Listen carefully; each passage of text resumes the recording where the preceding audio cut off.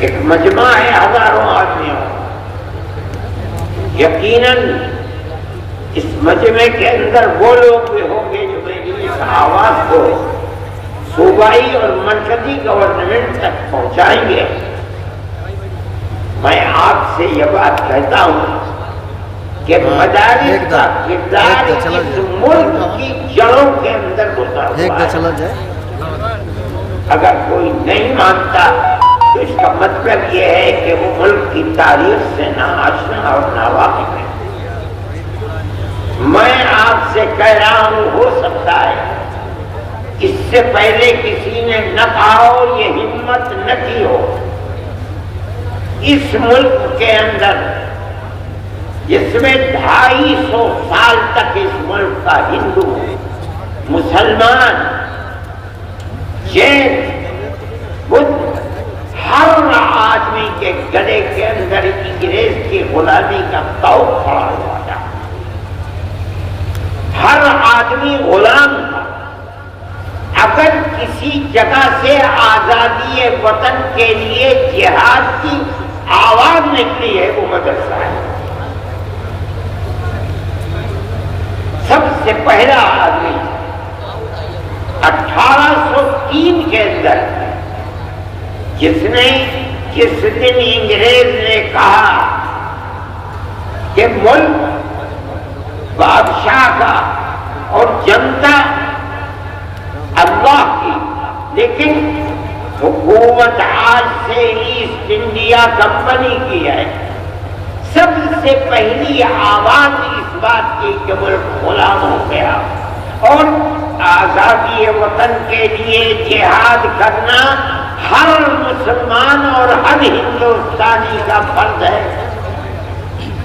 ایک عالم دین کی آواز تھی جو حضرت شاہ ولی اللہ محدث دہلوی کے بیٹے اور ان کے بیٹوں میں سب سے زیادہ علم جن کے دماغ اور سینے کے اندر پرور تھا، شاہ عبدالعزیز صاحب محدث دہلوی، ایک مدرسے کے اندر دلی میں جس کو لوگ ان کے دادا کے نام پر رحیمیہ مدرسہ کہتے ہیں، آج بھی وہ کلا محل کے اندر اس مدرسے کی باقیات موجود ہیں۔ اس مدرسے سے آواز نکلی تھی کہ ملک غلام ہو گیا، ہندو غلام ہے، مسلمان غلام ہے، اکثریت غلام ہے، اقلیت غلام ہے، ہمیں جہاد آزادی کرنا ہمارا مدنی فریضہ ہے۔ مدرسے کا یہ کردار ہے۔ اس مدرسے کو لٹوا دیا گیا، نام و نشان مٹ گئے، لیکن شاہ عبدالعزیز صاحب کو زہر دے دیا گیا، دلی سے نکال دیا گیا، لیکن وہ ایسا مرد مجاہد تھا کہ سب کچھ برداشت کیا مگر اس سے پیچھے نہیں ہٹے۔ یہ ایک مدرسے سے نکلنے والی آزادی۔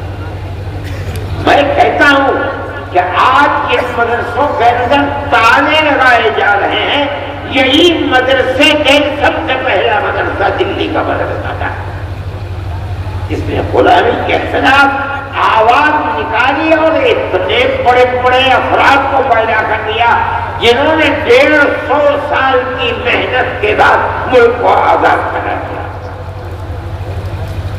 کہتا ہوں میری سمجھ میں نہیں آتی آج ان مدرسوں کو یہ کہا جائے کہ یہ دہشت گردی کا اڈا ہے۔ جو پڑھایا جا رہا ہے وہ دہشت گردی پڑھائی جا رہی ہے۔ اس کا مطلب ہے کہ وہ ایسے جاہل اور بیوقوف ہیں کہ انہیں ملک کی تاریخ کا کچھ پتہ نہیں ہے۔ پھر آپ دوسری جو سب سے بڑی چیز ہے وہ مساجد کے اوپر ہے، بلڈوزر چلائے جا رہے ہیں، جاہل لوگ نہیں جانتے۔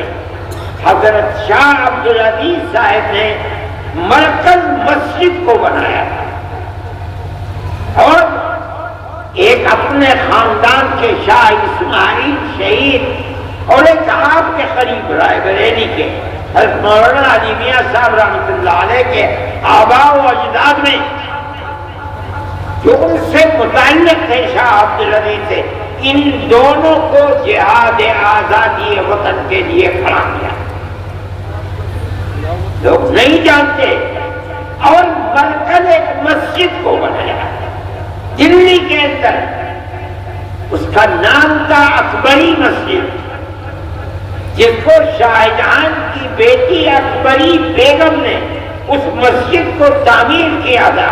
اس مسجد کو سید اسماعیل شہید رحمت اللہ علیہ کی تحریک کے لیے مرکز بنایا گیا. وہ تحریک یہیں سے چلی ہے. ان مسجدوں کو کہا جاتا ہے کہ ان کے تالے بند کرو، بلڈوزر سے ان مسجدوں کو گرا دو. ارے پاگل ہو، بے وقوف ہو، اگر تمہارے گردن کے اندر غلامی کا توق پڑا ہوا تھا، تم غلام تھے انگریز کے، تمہارے اندر ہمت نہیں تھی کہ تم انگریز کے خلاف کچھ کہہ سکو. اگر آواز اٹھیے انہیں مسجد اور انہیں مدرسوں سے اٹھی ہے. آج لوگ نہیں جانتے انگریز نے اس مسجد کو جو اکبری بیگم شاہجہاں کی بیٹی کی بنائی ہوئی تھی، ان کی تحریک کے خلاف اس کو تہس نہس کر دیا، دفن کر دیا. وہ پارک ہے، ایڈورڈ کلارک اس کا نام تھا، آج سبھاش اس کا نام ہے. دنیا نہیں جانتی. جن مدرسوں کو اور مسجدوں کو تم بلڈوزر چلا کر برباد کر رہے ہو، یہی ملک کی آزادی اور غلامی سے نکالنے کی بنیادیں تھیں. لوگ نہیں جانتے. میں یہ کہتا ہوں کہ کس بنیاد کے اوپر تم ان کی مخالفت کرتے ہو؟ یہی مدرسے تھے کہ اس کے بعد جب تم نے ان مدرسوں کو برباد کرا دیا، انگریز نے برباد کیا، تحریک اپنی جگہ پر رہی، ختم نہیں ہوئی. حضرت شاہ اسماعیل شہید رحمت اللہ علیہ اور ان کے ساتھی آزادی وطن کے لیے صوبہ سرحد جو آزاد قبائل ہے وہاں پہنچ گئے، جہاد کرتے رہے، یہاں تک کہ سن 1825 کے اندر وہ شہید ہو گئے جہاد کرتے کرتے. چھوڑ دیا لوگوں نے، تتر بتر ہو گئے. لیکن لوگ واپس آئے اور آنے کے بعد سن 30-32 سے لے کر سن 57 تک اپنا کام کرتے رہے، یہاں تک کہ 1857 کے انہوں نے پھر دوبارہ جہاد کو بلند کیا. اس کو انگریز نے غدر کا نام دیا. اس جہاد کے اندر تاریخ کو اٹھا کر دیکھو. آج مصیبت یہ ہے کہ مرکز سے لے کر صوبائی حکومت تک کوئی پڑھنے والا آدمی نہیں ہے. بڑے سے بڑا ان پڑھ آدمی بیٹھا ہوا ہے. سن 1857 کے اندر جہاد کے اندر صرف دلی میں روشن مستقبل، روح روشن مستقبل، ان کتابوں کو اٹھا کر دیکھو، صرف دلی کے اندر 32,000 علماء کا قتل ہوا ہے. کون لوگ تھے؟ یہ وہی تحریک تھی جو شاہ عبدالعزیز صاحب رحمت اللہ علیہ نے دلی کے ایک مدرسے سے اس تحریک کو بلند کیا تھا، جس کا مرکز اکبری مسجد کو بنایا تھا. اس مسجد کی در و دیوار آج بھی اینٹیں دفن ہیں. ابھی 5-7 سال پہلے شعیب اقبال جو اسمبلی کے ممبر ہوا کرتے تھے، اتفاق سے اس زمین کو کیوں کھودا نہیں معلوم، اس کے باقیات مل گئے. لیکن بی جے پی گورنمنٹ نے ان کو باقیات کو باقی نہیں لینے دیا، اس کو پھر پاک کر کے زمین کے اندر دفن کر دیا گیا. وہ ایک تاریخ تھی. یہ مسجدیں اور یہ مدرسے اسی تاریخ کے نمونے ہیں. کوئی ہے مائی کا لال بتائے وہ کون سی جگہیں ہیں جہاں سے آزادی وطن اور غلامی کی تحریک کو نکال کر پھینکنے کے لیے مرکز بنائے؟ کوئی بتائے.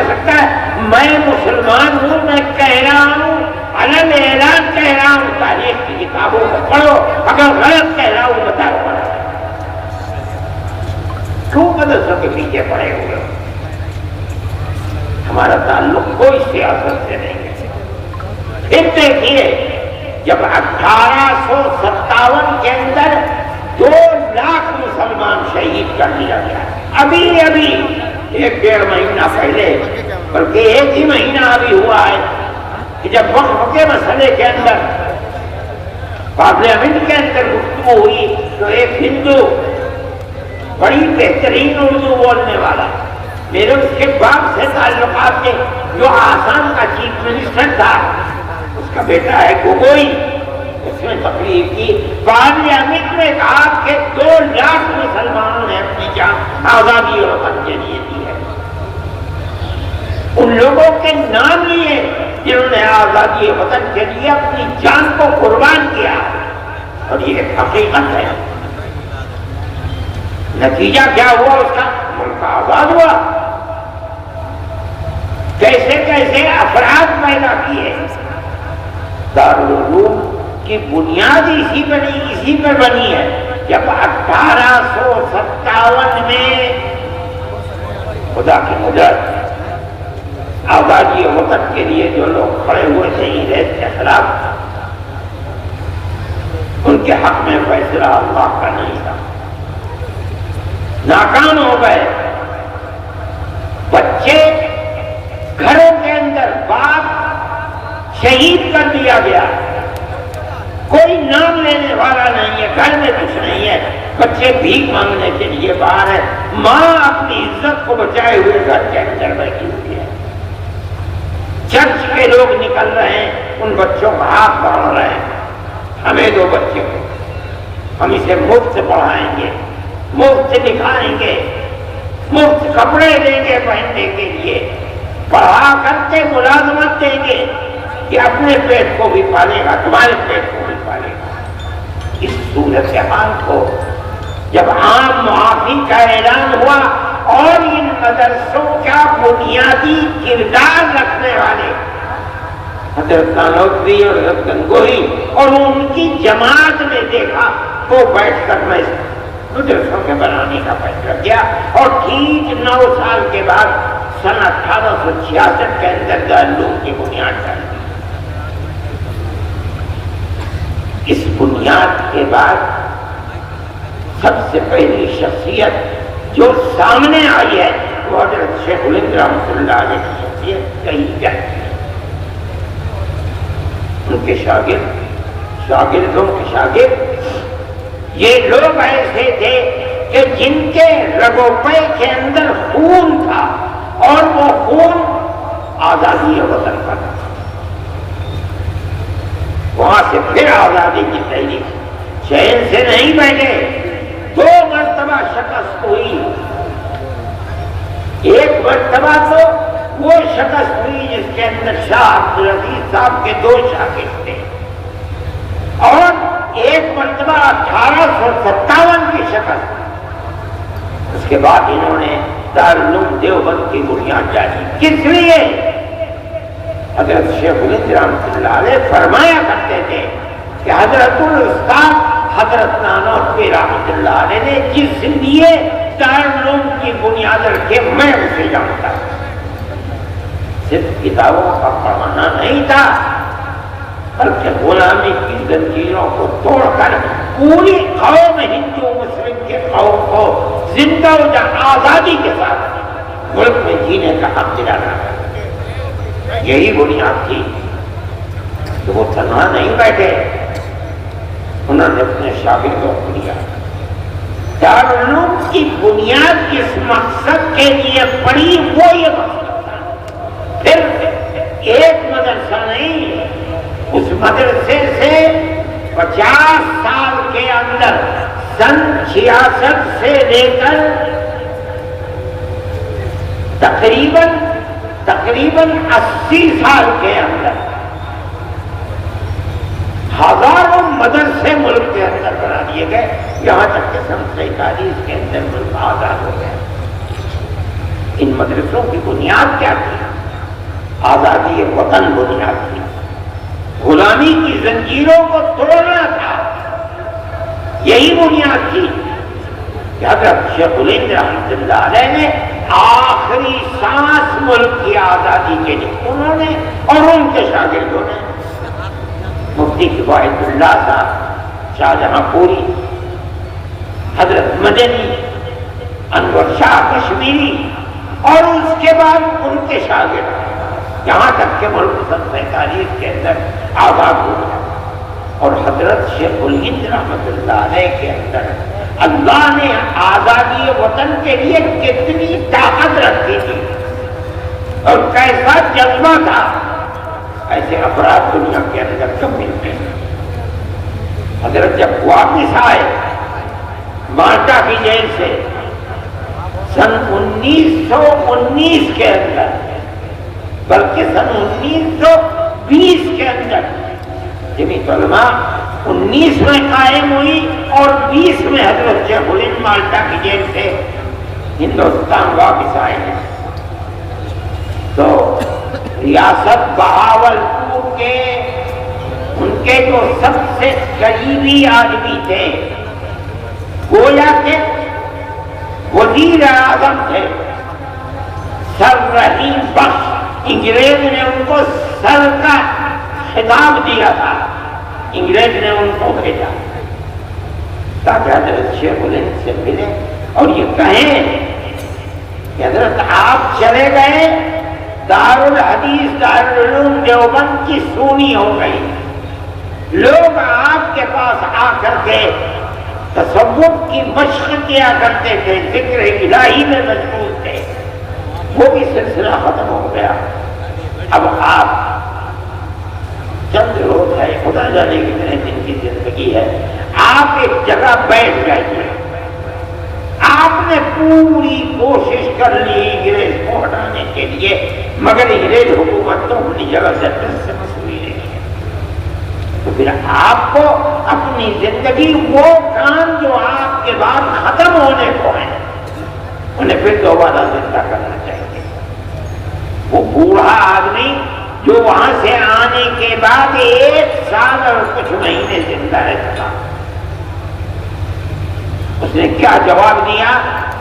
اسی مدرسے سے نکلے ہوئے لوگ تھے، انہوں نے کہا آپ اپنی بات پوری کر چکے، آخر نہیں کہا، فرمایا کہ میں بوڑھا ہو گیا، جس سرزمین پر انگریز کی حکومت ہے وہاں جینا تو جینا، اس سرزمین پر مر کے دفن ہونا بھی مجھے گوارا نہیں ہے، میں تو ہندوستان صرف اس لیے آیا ہوں کہ میں آخر اعلان کروں کہ انگریز کی غلامی حرام ہے،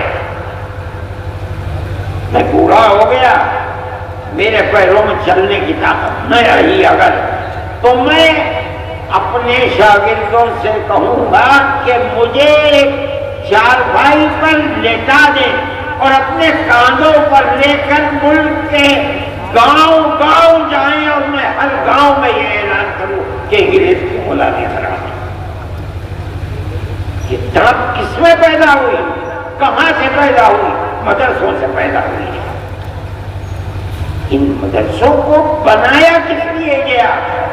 دارالعلوم کو کس لیے بنایا گیا؟ دارالعلوم سے 25,000 مدرسوں کو کس لیے بنایا گیا؟ اس ملک کے اندر آزادی کے جذبہ جہاد کے لیے بنایا گیا، ہندو مسلم محبت کے لیے بنایا گیا، ملک کے اندر امن و امان قائم کرنے کے لیے بنایا گیا۔ تم ان مدرسوں کو کیوں ان کی جڑ کو کھودتے ہو؟ وہ تم سے کچھ نہیں لیتے۔ مسلمان رکشا چلاتا ہے اور صبح سے شام تک جو ملتا ہے اس میں سے 2 پیسے اپنے مدرسے کو بھی دیتا ہے۔ ہم تو کسی دولت مند کے صرف پیسے نہیں مانگتے، کسی گورنمنٹ سے پیسہ نہیں مانگتے۔ ایک مرتبہ اندرا جی تھی، نہیں سونیا جی تھی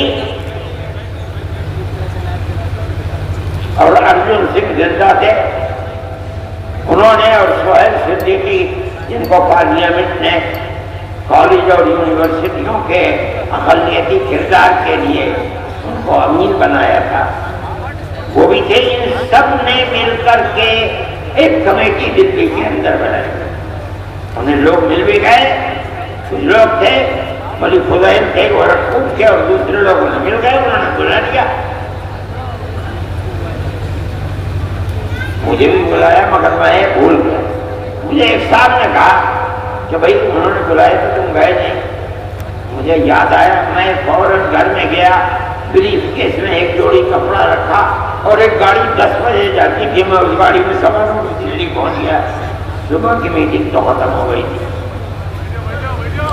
ظہر کے بعد 2 بجے کی میٹنگ تھی، میں بریف کیس اٹھا کرتے وہاں چلا گیا، جا کے بیٹھ گیا. انہوں نے مجھے دیکھا تو اسٹیج کے اوپر بنا دیا. جلسہ شروع ہو گیا، میرا نام آیا تو میں کھڑا ہو گیا اور میں نے کہا کہ مدارس کے سلسلے میں آپ جو تحریک چلا رہے ہیں کہ مدرسہ بورڈ سے ملاقات، اور آپ 800 کروڑ کا بجٹ بھی لے کر کے آ گئے، آپ کیوں یہ چاہتے ہیں؟ آپ کو مدرسوں کی کردار کا پتہ ہے کہ مدرسوں نے کیا کیا ہے. میں نے ان کے سامنے یہ چیز رکھی کہ ملک غلام تھا. مدرسوں کی تحریک دارالعلوم دیوبند سے چلی. بنیاد اس کی کیا تھی؟ آپ سے وہ 2 پیسے نہیں چاہتے، اس لیے کہ انہیں یقین ہے کہ اگر آپ پیسہ دیں گے تو کل کو آپ ان کے نظام تعلیم میں بھی دخل دیں گے، ان کے نصاب تعلیم میں بھی دخل دیں گے. وہ اپنے آپ کو آزاد رکھنا چاہتے ہیں. ارجن سنگھ کہنے لگے کہ ہم وعدہ کرتے ہیں کہ ہم دخل نہیں دیں گے. میں نے کہا میں نہیں کہتا ہوں کہ آپ جھوٹ بول رہے ہیں، بالکل سچ بول رہے ہیں، لیکن آپ میری ایک بات کا جواب دیں.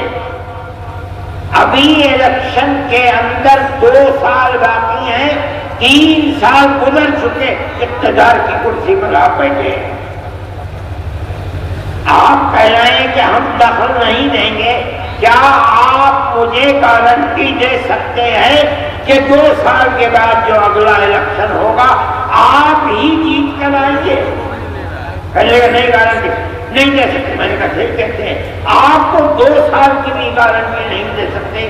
اور میں مدرسے کا آدمی ہوں، میں اپنے دل کے اندر یہ ارمان رکھتا ہوں کہ اگر اللہ نے مجھے قیامت تک کی زندگی دی تو میں قیامت تک مدرسے میں سکتا ہوں. میرا آپ سے کیسے ساتھ ہو سکتا ہے؟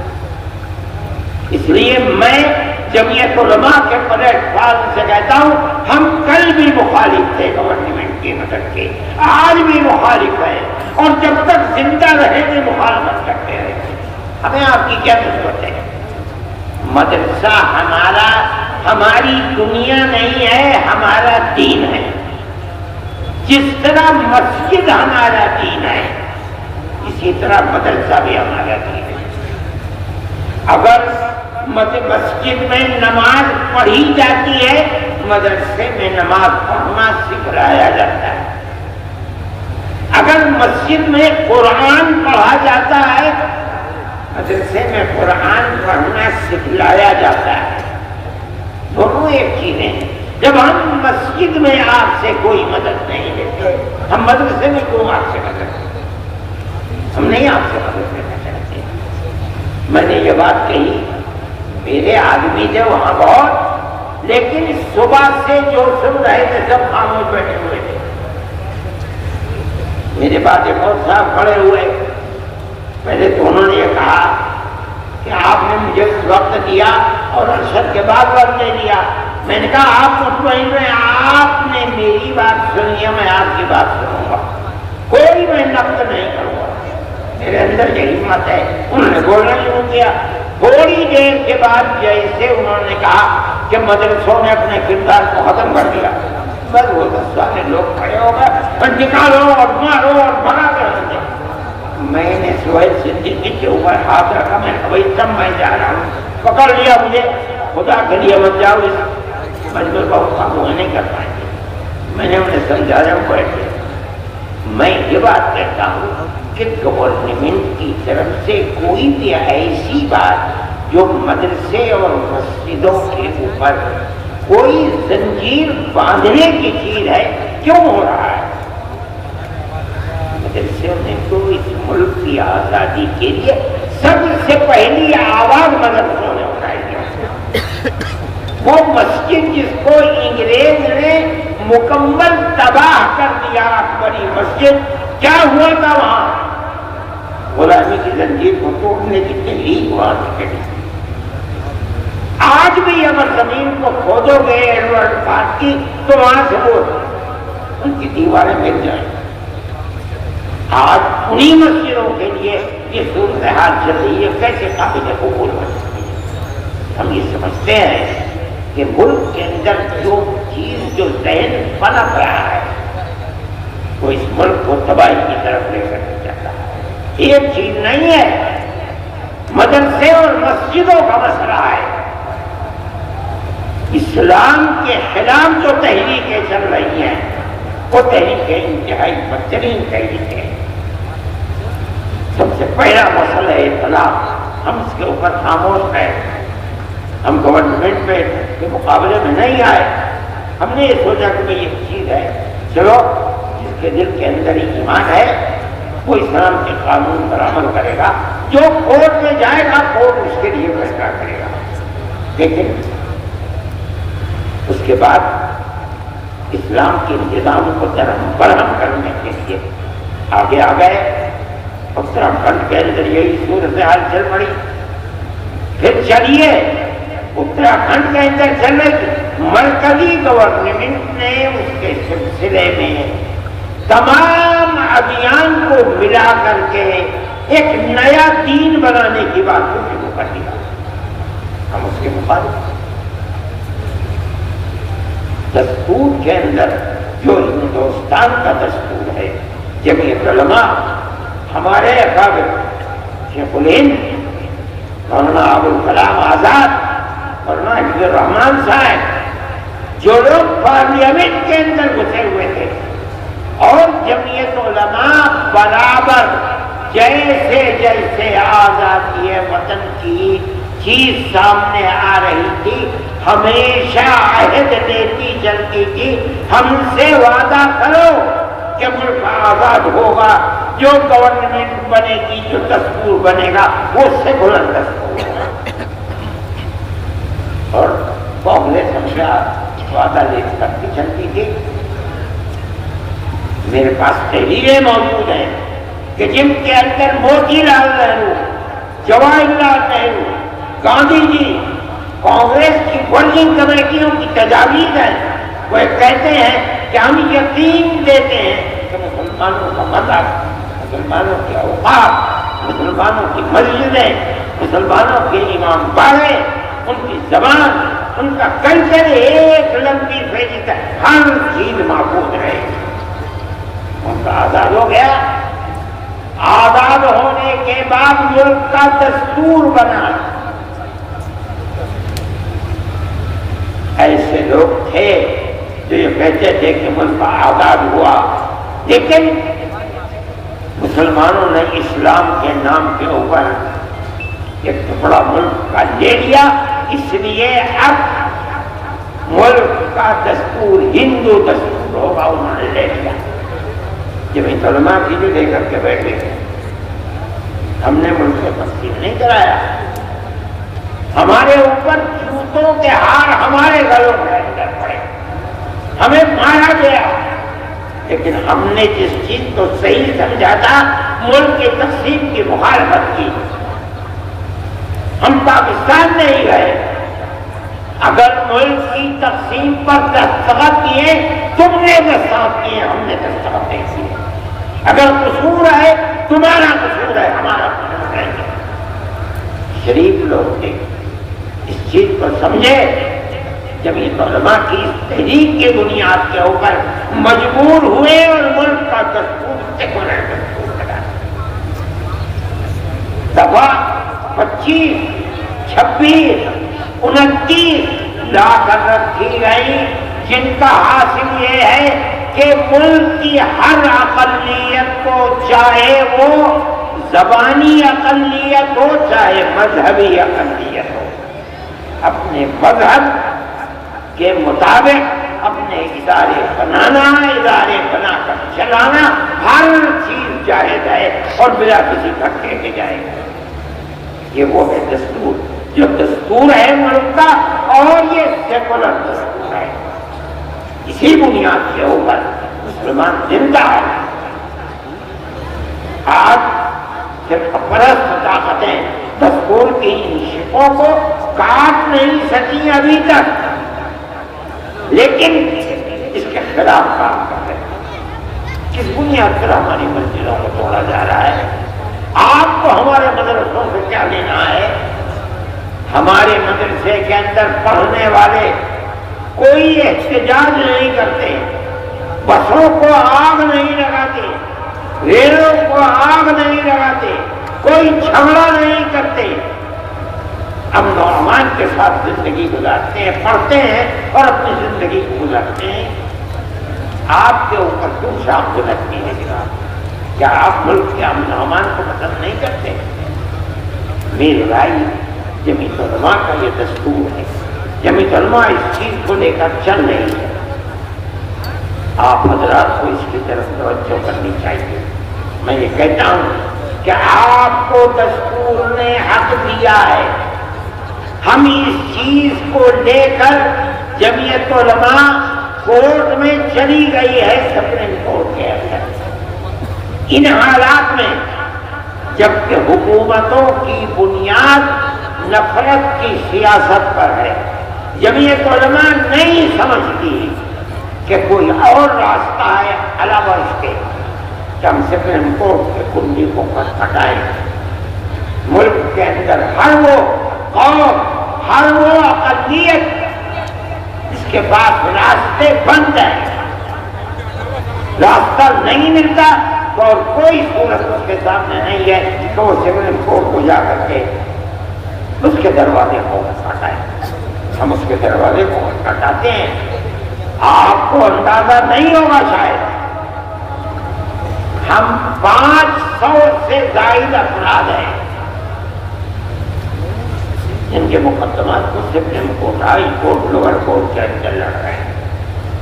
ان مقدمات کے اندر ہمارا کروڑوں روپیہ خرچ ہوتا ہے سال میں۔ ہمارا کیا ہے؟ ہماری جیب سے توڑے جاتا ہے، اس ہاتھ سے دیتے ہیں اور اس ہاتھ سے خرچ کر دیتے ہیں۔ جمعیت علماء کا یہ کردار ہے، جمعیت علماء اس کے لیے کام کر رہی ہے۔ سپریم کورٹ کے سوا ہمیں کوئی چیز نظر نہیں آتی۔ وقت کے سلسلے کے اندر ہم سپریم کورٹ میں گئے اور بڑے سے بڑا جو وکیل کپل سبل جو ایک دن میں 5 منٹ کے لیے اگر کورٹ میں گئے 15 لاکھ روپے کی فیس سکتے ہیں، ہم جاتے ہیں ان کو پیش کرتے ہیں، انہوں نے 3.25 گھنٹے کھڑے ہو کر کے وقت کے مسئلے کے اوپر گفتگو کی ہے۔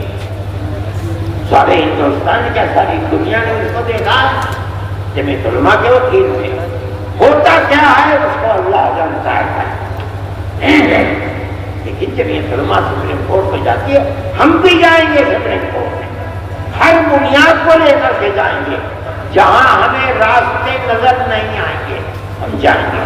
لیکن ہم یہ بات کہتے ہیں کہ ملک کی ایک پرانی تاریخ ہے، آج سے نہیں 1400 سال سے ہماری تاریخ ہے۔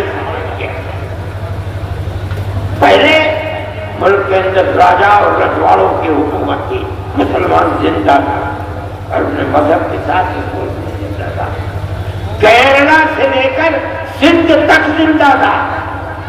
اس کے بعد بابر آئے اور دوسرے لوگ وسط ایشیا سے آئے اور انہوں نے حکومتیں کر لی، مسلمان اپنے مذہب کے ساتھ زندہ تھا۔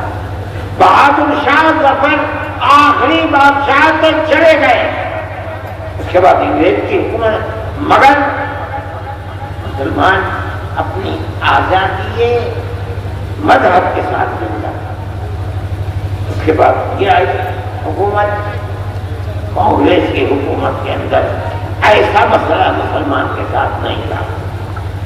کانگریس کی حکومت ختم ہوئی اور اس کے بعد یہ لگتا ہے کہ اس دستور کو بھی آگ لگا دی جائے گی اور مسلمان کو مذہب کے اعتبار سے نقصان پہنچائے گا.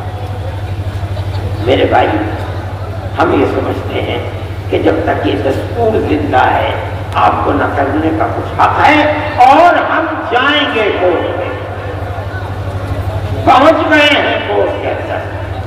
فیصلہ کب آتا ہے کب نہیں ہوتا ہے ہمیں اس سے کوئی فکر نہیں.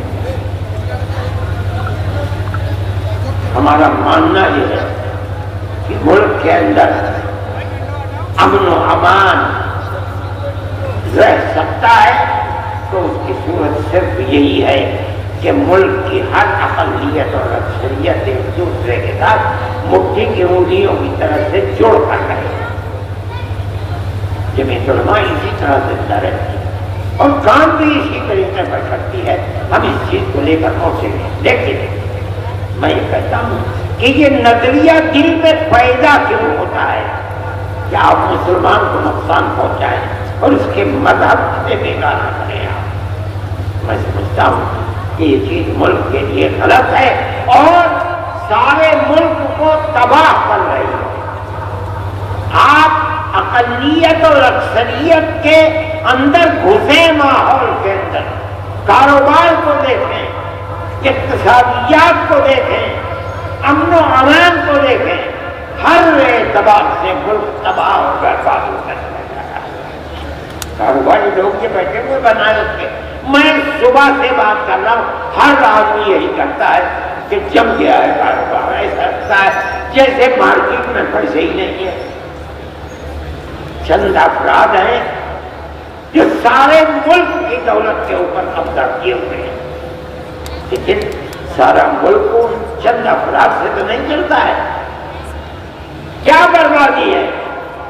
میں کہتا ہوں گورنمنٹ جسے امن و امان قائم کرنا چاہیے، بھائی چارگی کو بڑھانا چاہیے، ہندو مسلم اتحاد کو پیدا کیا جائے، ہر ایک کو مذہبی دستور کی آزادی دی جائے. آپ نے اس کو آگ لگانا شروع کیا ہے.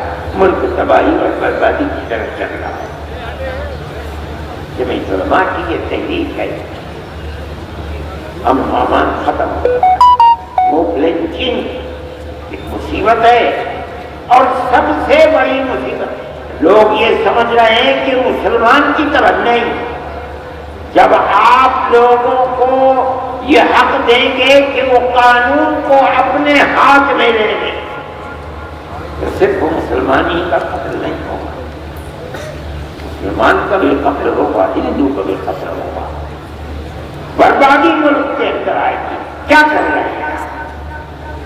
میں حکومتوں کو کہتا ہوں، کہاں ہیں حکومتیں؟ کیا ہو رہا ہے؟ کس طرح قتل ہو رہے ہیں؟ کیا انتظامیہ کو یہ پتہ نہیں کہ کیا ہو رہا ہے؟ کون لوگ ہیں؟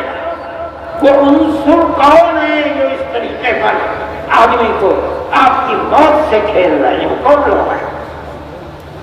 دنیا دیکھ رہی ہے. ہم نے یہ بات کہی تھی، شور مچایا تھا جب بہار سے جو صوبہ بنا اس کے اندر موبلنگ کی سب سے زیادہ بی جے پی گورنمنٹ تھی. بی جے پی گورنمنٹ گر گئی، امن و امان ہو گیا. آج یو پی کے اندر ایسی تباہی مچی ہوئی ہے اور یہی راجستھان کے اندر ہے. اگر حکومت چاہے تو وہ ملک کے امن و امان سے کھیلنے والے لوگ ایک دن نہیں آزاد رہ سکتے. لیکن یہ افسوس کی بات ہے کہ ہندو اور مسلمان کو قتل عام کرنے والے لوگ بالکل زندہ ہیں. اگر گئے بھی جیل میں تو 4 5 10 دن کے لیے گئے اور اس کے بعد آزاد ہو کر کے پھر انہوں نے یہ شروع کر دیا.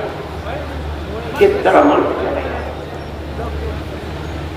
یہ بربادی کس طرح سے قبول کر لی جائے؟ میں یہ بات ارباب مدارس سے کر رہا ہوں کہ انہیں اپنے مدارس کی حفاظت کے لیے کام کرنا چاہیے. حفاظت کس طرح سے ہوگی؟ ایک تو ہے حفاظت دستوری دستوری عبادت کا مطلب یہ ہے کہ جو دستور کے اندر دفعات ہیں اور دستور نے جو آپ کو اختیار دیا ہے، آپ اس دستور کے لیے ہوئے اختیار کو استعمال کریں، بہت اچھی بات ہے۔ لیکن اگر میں اپنے مکان کو طبی بنا سکتا ہوں جب زمین میری ہو، اگر میری زمین نہیں میں نہیں بنا پاؤں گا، تو آپ یاد رکھیے کہ مدرسے کو بھی آپ جبھی بنا سکتے ہیں جب وہ زمین مدرسے کی ہے۔ آپ جبھی بنا سکتے ہیں جب کسی دوسرے کی زمین پر آپ نے قبضہ کر کے اپنا مکان نہ بن جاؤ۔ وہ مدرسہ کیسے بنا دیں گے؟ مسجد کیسے بنا دیں گے؟ نہیں ہو سکتا۔ دوسری بات، آپ جبھی بنا سکتے ہیں جب آپ نے میونسپلٹی سے، کارپوریشن سے، ضلع انتظامیہ سے اپنی زمین ثابت کر کے اس زمین کا نقشہ منظور کرایا۔ اگر نہیں ہے آپ نہیں بنا سکتے۔ یہ ایک مصیبت ہے، اور میں سمجھتا ہوں کہ یہ بھائی چارگی تھی۔ بے شمار جگہیں ایسی ہیں کہ اگر اکثریت وہاں مندر بنانا چاہتی ہے، کسی اجازت کی ضرورت ہے۔ مسلمان اگر مسجد بنانا چاہتا ہے، کسی اجازت کی ضرورت ہے۔ میں دیوبند کو جانتا ہوں، کسی اجازت کی ضرورت نہیں ہے۔ لیکن بی جے پی گورنمنٹ کے اندر اور کہیں آئی نہ آئی، لیکن مسجد اور مدرسوں کے اوپر یہ آفت آ گئی۔ آپ کی گورنمنٹ جو ہندوستان کے اندر ملک کی آزادی سے پہلے اور ملک کی آزادی کے بعد، میں دارالعلوم دیوبند کو کہتا ہوں، دارالعلوم دیوبند کا جو کردار ملک کو غلامی سے نکال کر آزادی کے لیے تھا، وہ کردار ساری دنیا میں شہرت پکڑے ہوئے ہیں۔ کبھی دارالعلوم کی کسی عمارت کے لیے کبھی اجازت کی ضرورت ہی نہیں ہے۔ دارالعلوم والے جانتے ہی نہیں کہ بھائی کس چیز کی اجازت۔ کوئی گورنمنٹ ہو، گورنمنٹ دارالعلوم سے کبھی یہ نہیں کہتی کہ تم اس کی منظوری ہو، اور کبھی منظوری نہیں کہ اتنا بڑا دارالعلوم 100 سال سے زیادہ وقت گزر گیا ہو، بلکہ 150 سال کے قریب، کبھی کسی چیز کی اجازت نہیں لینی پڑی۔ اس گورنمنٹ نے آ کر کے دیا، اور اس کے اوپر خبر لگے 6 سال سے ایک ہی دارالعلوم کی رسمی نہیں کیا۔ دارالعلوم نے ان سے پوچھا کیا بات ہے؟ کہا کہ اجازت نہیں ہے۔ دارالعلوم نے اپنے اس کردار کی بنیاد پر ان سے کہا ہو سکتا ہے کہ گورنمنٹ کا بھی اس کے اندر دخل ہو کہ بھائی نہیں ہے، ہم آپ سے کہتے ہیں آپ ہمارے اوپر جو بھی جرمانہ چاہے لگا دیجیے۔ انہوں نے جرمانہ لگایا، دارالعلوم 1 کروڑ 1.5 کروڑ سے زیادہ کا۔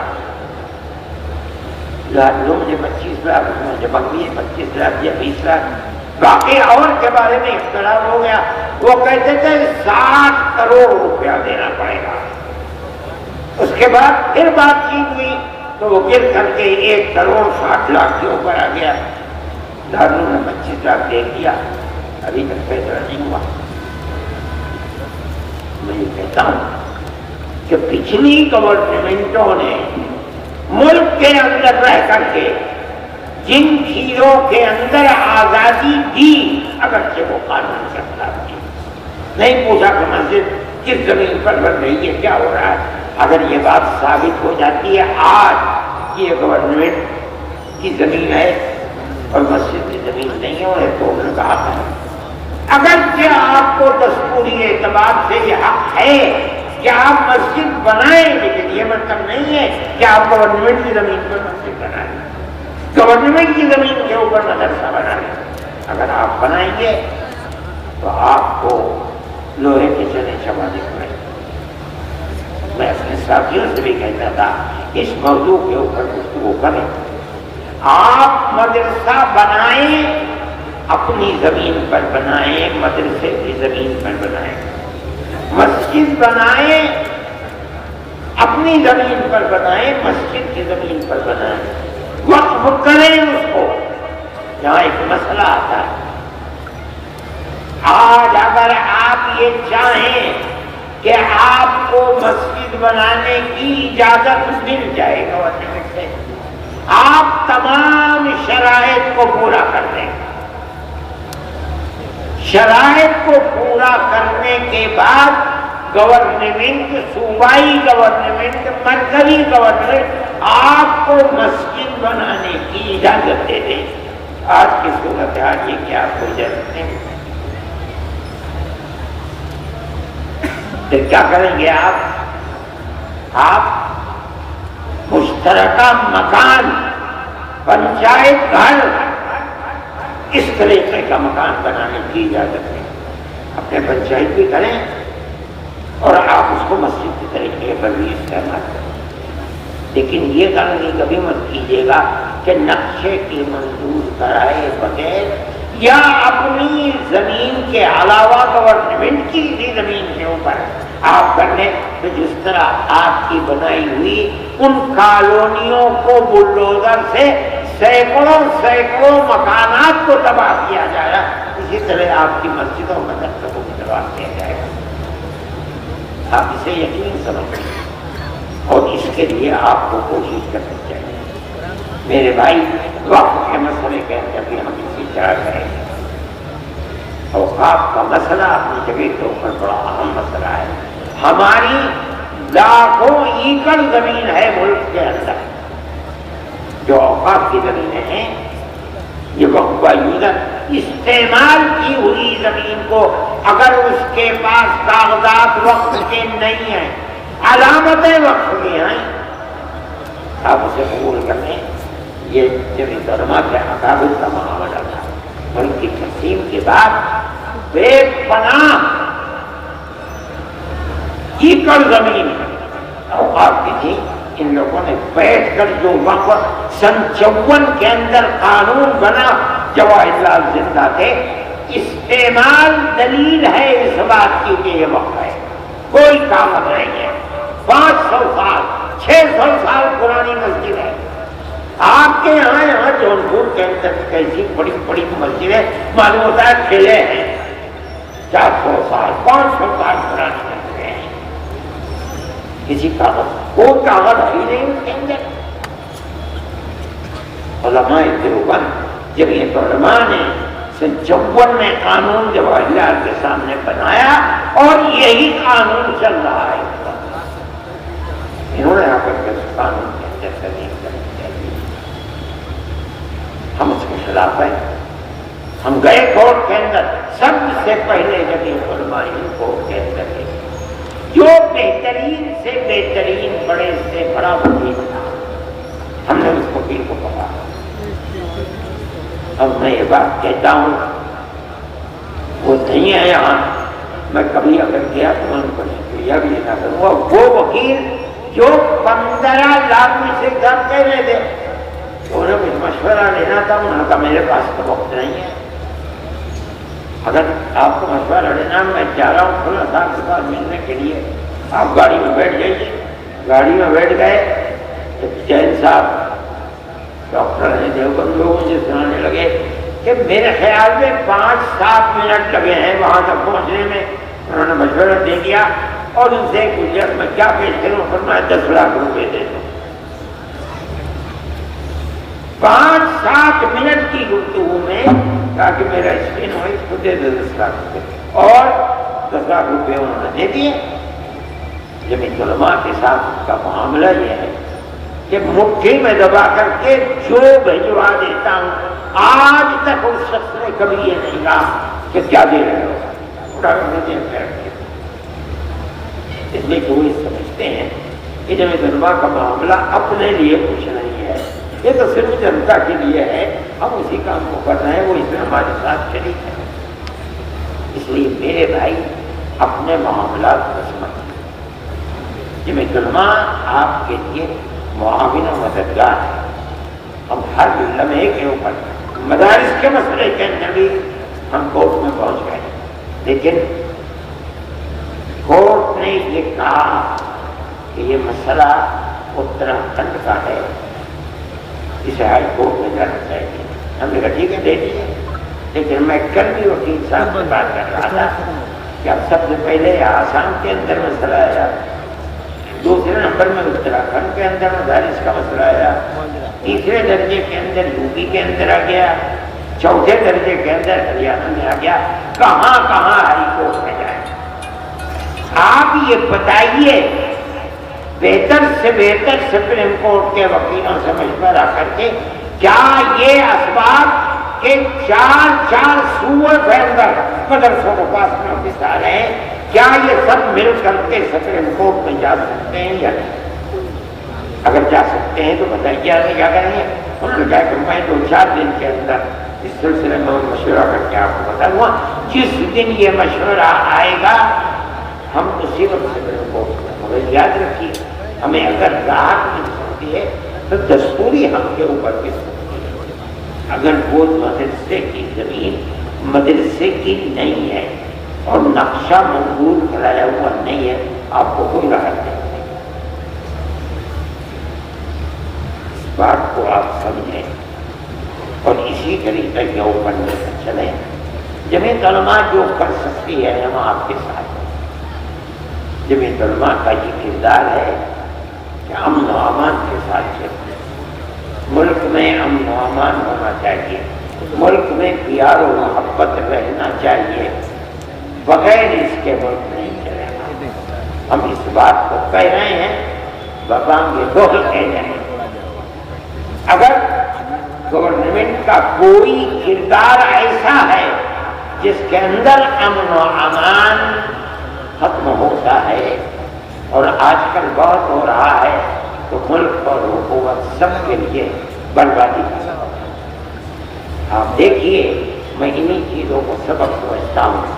آج سے 8-9 سال بلکہ 10 سال ہی ہو رہے ہیں تقریباً جب گورنمنٹ آئی ہے، اس قوت کے ساتھ آئی کہ لگتا تھا سارا پارلیمنٹ بی جے پی کا ہے، لیکن 7-8 سال گزرے، اس وقت بی جے پی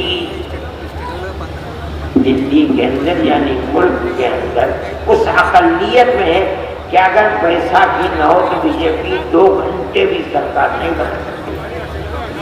کیوں ہوا؟ اتنی بھاری اکثریت اتنی اقلیت میں کیسے تبدیل ہو گئی؟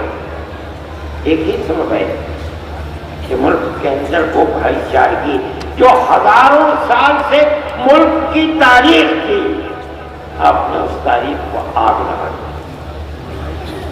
اسے ہر آدمی سوچتا ہے، اور آپ جتنا آگے بڑھ رہے ہیں اس نفرت کے اوپر پیر ٹیکتے ہوئے، آپ یقین مانیے کہ آنے والے دن اور بھی آپ کے لیے بربادی کا۔ جمعیت علماء جب کبھی آواز اٹھاتی ہے، اسے امن و امان اور حقیقت کے لیے اٹھاتی ہے۔ بابری مسجد کا مسئلہ تھا، جمعیت علماء تنہا وہ جماعت ہے جو اجودھیا سے لے کر کے سن 51 سے اور 70 سال تک مقدمہ لڑتی رہی ہے، کوئی نہیں ہے۔ جمعیت علماء تنہا ایک جماعت ہے۔ لوور کورٹ میں بھی ہم نے لڑا، پھر ہائی کورٹ میں تو بہت کم دن رہا، وہاں ہم نے لڑا، پھر وہی مقدمہ اڑ کر کے آ گیا، ہم سپریم کورٹ کے اندر لڑتے ہیں۔ ہمارا مدعا یہ تھا کہ بابری مسجد اپنی جگہ پر ہے، اکھاڑا یہ کہتا تھا کہ نہیں اپنی جگہ پر نہیں ہے، یہ رام جنم بھومی ہے، یہاں مندر تھا، گورنر بابر نے اس مندر کو توڑا اور توڑ کر وہاں مسجد بنائیں گے۔ انہوں نے کہا کہ ہم اس کو کھودیں گے، ہم نے کہا کھود لو۔ ہم نے بابانگ دول کہا کہ اگر یہ ثابت ہو جائے کہ یہ مسجد نہیں ہے، مندر تھا، مسجد بنی ہے، ہم آپ کے ساتھ کھڑے ہوں گے کہ جو زمین مسجد کی زمین نہیں ہے وہاں مسجد کا بنانا جائز ہے۔ ان کا خدا کے نام نے کہا طے کر لو۔ جو کر سکتے تھے وہ کیا، لیکن منظر ہونے کی کوئی علامت نہیں ملی۔ ہمیں اور طاقت مل گئی، ہم نے پھر یہی بات کہی اور قوت کے ساتھ کہی۔ سپریم کورٹ کے اندر بات چلتی رہی، ہم ہر دن ہر تاریخ کے اوپر کتنے لاکھ روپیہ خرچ کیا کرتے، ہم نے خرچ کیا اس کو۔ ایک قوم کا مسئلہ ہے، بھئی آپ ہماری مسجد کو یہ کہہ کر کے کہ یہ رام جنم بھومی ہے، اس کا مطلب یہ ہے کہ نہ بابر کے ساتھ کوئی عالم دین تھا جو یہ بتائے کہ کسی دوسری جگہ کے اوپر جو ان کی مذہبی جگہ ہے اس کو ہٹا کر کے توڑ کر کے مسجد نہیں بن سکتی، کوئی بتانے والا نہیں ہے۔ ہم اس بات کو کہتے ہیں، ہم جو بات کہتے تھے وہ سچی نکلی۔ سپریم کورٹ نے یہ کہا، 3 شرطیں تھی سپریم کورٹ کی۔ ایک شرط یہ تھی کہ مسجد اپنی جگہ پر ہے، ہمارا سر بلند کر دیا۔ اکھاڑا جھوٹ بولتا ہے، وہ کہتا ہے کہ مسجد اپنی جگہ نہیں ہے، یہ رام جنم بھومی تھی، مندر کو توڑ کر کے بابر نے مسجد سپریم کورٹ میں داخل ہے، مسجد اپنی جگہ ہے۔ دوسری بات کہتا ہے جنہوں نے مسجد میں جا کر مندر کو رکھا ہے وہ مجرم ہے۔ یہ 2 بات کہنے کے بعد تیسری بات خود بخود واضح ہے کہ جب دونوں چیزیں ہیں تو تیسری بات یہ ہے کہ مسجد مسلمانوں کی ہے، یہاں آ گیا کہ مسجد ہم کھڑے ہوئے ہیں۔ لیکن میرا دل مطمئن ہے، آج نہیں کہہ رہے ہیں، یاد رکھیے وہ دن آئے گا جب معذر یہ کہے گا کہ گورنمنٹ نے ظلم کیا ہے، مسجد کی جگہ ہے اس کو انہوں نے رام جنم بھومی کے فیصلے بنا دیا۔ ہمارا مسئلہ ہے جمعیت علماء ہر اس طرح کی چیزوں کے اندر آگے بڑھتی ہے۔ جمعیت علماء نے آپ کو جمع کیا ہے، ہماری کوئی غلط نہیں، لیکن ہماری غلط مدارس سے وابستہ ہے۔ ہم یہ سمجھتے ہیں کہ مدارس کی بنیاد اس ملک کو غلامی کی زنجیروں سے نکال کر آزادی کی طرف لے کر چلنا، اس ملک کو، اس قوم کو۔ یہ مسجد اور مدرسوں کا کردار ہے، جو نہیں جانتے وہ جاہل ہے۔ جس مسجد سے یہ آواز اٹھتی تھی انگریز نے اس کو ختم کر دیا، آج زمین کھودو وہاں سے نکلے۔ جن مدرسوں سے یہ آواز اٹھی تھی مدرسے، انگریز نے ان کو ختم کر ڈالا، لیکن کلا محل محل رہا ہے۔ دلی کا وہاں جاؤ اس کے آثار آج بھی ملتے ہیں، کہا جاتا ہے کہ شاہ عبدالعزیز صاحب دہلی کا مدرسہ یہی تھا۔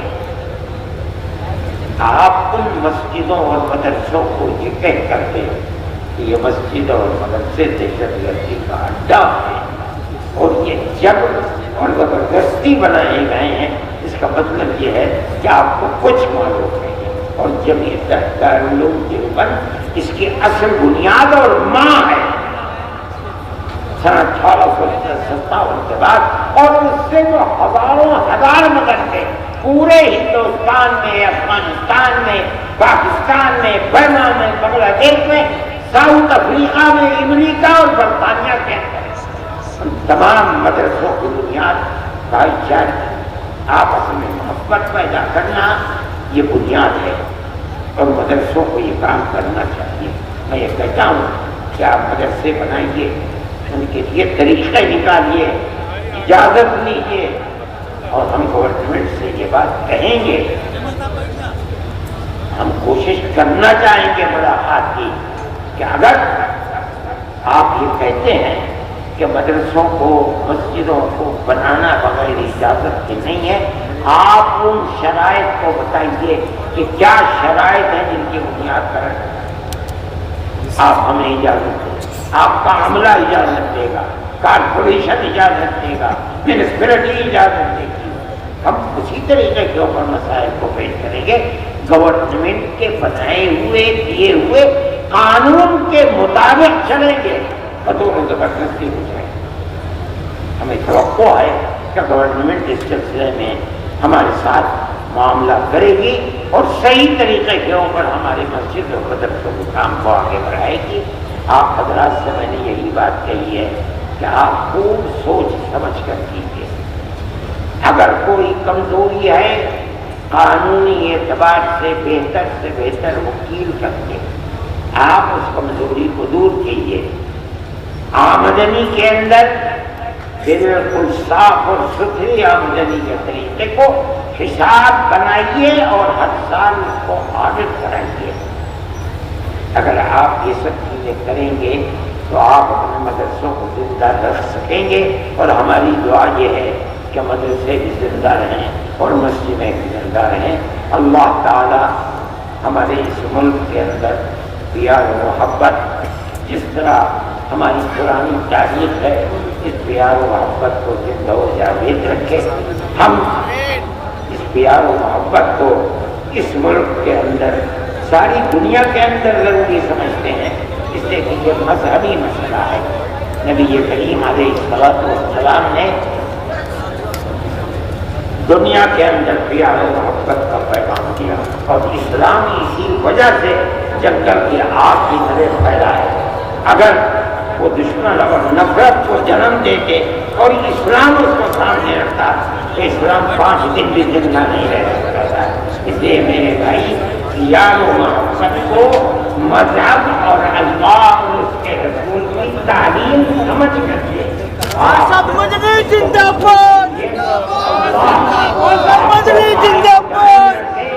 ہمارے ملک کو قائم و دائم رکھے، امن و امان کی فضا قائم رکھے، ہندو اور مسلمان سب پیار و محبت کے ساتھ رہیں اور پیار و محبت کے ساتھ زندہ رہیں۔